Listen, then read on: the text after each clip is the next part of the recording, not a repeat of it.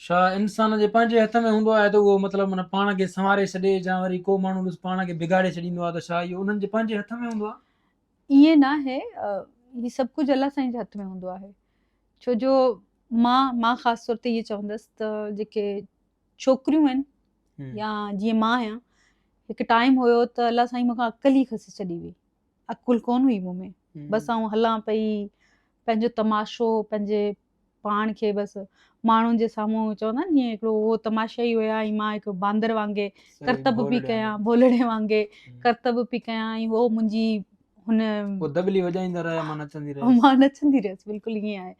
त इन जे करे अलाह साईं जा ही बि अहसान आहिनि त टाइमली हू माण्हू खे अकुल ॾेई थो छॾे, माना तव्हां में अकुल अची थी वञे, तव्हांखे ख़बर पए थी त यार हीअ ग़लति आहे, हीअ सही आहे, हीअ मां केॾो ख़राबु पियो लॻां, हीअ जेको मूंखे अजीबो ग़रीब ड्रेस पातो आहे जंहिं ते माण्हू मज़ा पिया वठनि,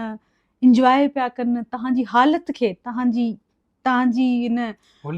हुलीअ खे ॾिसी इंजॉय था कनि, तव्हां ते खिलनि था, ऐं असांखे ख़बर न पवंदी आहे हुन टाइम। असां चवंदा आहियूं न न असां त शायदि ख़ूबसूरत था लॻूं, असां त ॾाढा सुहिणा था लॻूं, असां त ॾाढा हसीन पिया लॻूं, बेसिकली असां हसीन कोन लॻंदा आहियूं, असां बेहूदा लॻंदा आहियूं, असां ख़राबु लॻंदा आहियूं।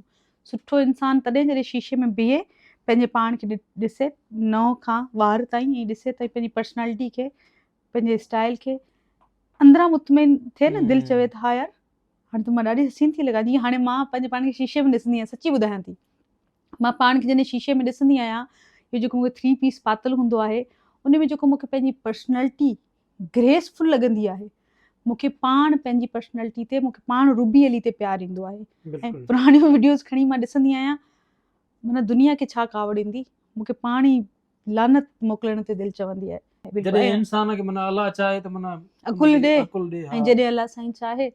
त इंसान खां अकुल खसे छॾे, बसि अलाह खां दुआ रब माना जॾहिं रुसी वेंदो आहे न, पोइ उहो मत माना खसंदो ढक न आहे, माना हणंदो न, तीर हणंदो न, तलवार, पोइ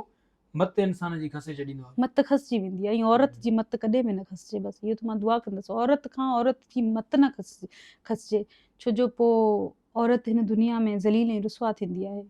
दुनिया वेही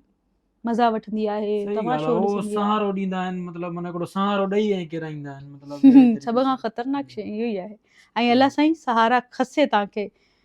पाण जी तरफ़ घुराईंदो आहे, पोइ ख़बर पवंदी आहे, जॾहिं कोई सहारो नज़र न अचे, न हेॾां ॾिसूं हेॾां ॾिसूं, सिर्फ़ु अकेला वेठा आहियूं अलाह साईं जे साम्हूं, पोइ जॾहिं वञी मिलंदा आहियूं न, पोइ जेको स्ट्रॉन्ग माण्हू थींदो आहे न, उनखे दुनिया लुॾाए बि नथी सघे, उहो बीठो आहे बसि स्ट्रॉन्गली, कुझु बि थी वञे, चवंदा न तूफ़ान गुज़री वञनि हुनजे अंदरां, ईअं गुज़री वञनि, पर उहो ई ख़ामोश चेहरे ते स्माइल ऐं वेठो आहे।